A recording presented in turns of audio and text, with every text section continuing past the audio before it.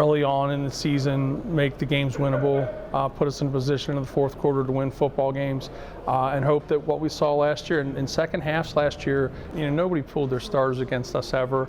And if you look at it, 8 out of the 10 games we won the second half.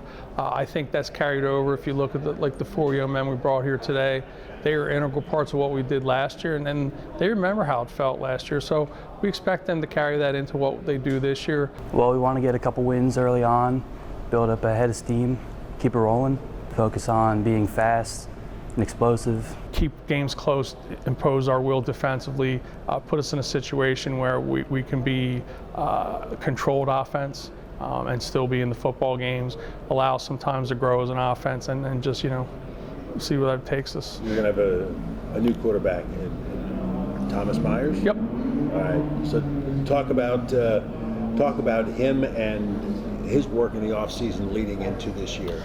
Has done everything I've asked him to do and more. He studies film on his own. He and Judah and Quinn are the kind of leaders who they'll get kids together on a day off and go out and throw them their own. He has worked really hard to become technically sound, bright kid, very intelligent, reads defense as well, understands the progression, and puts a lot of time into it. We're going to want him to early on manage games, not expect him to win games for us. I mean, he may have to, but what I'm saying is, you're talking to somebody who once upon a time had no problem rolling the football and say, hey, why don't you chuck it 35 times because I'm pretty sure we'll be A-okay. We're going to throw the ball. We're just going to try to do a slightly better job of setting it up through our run and being a little more patient. Yeah, everyone loves Thomas. Everyone's doing great.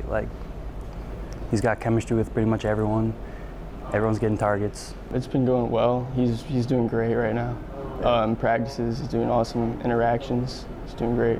All right, so let's talk about the defense then. What are we looking at?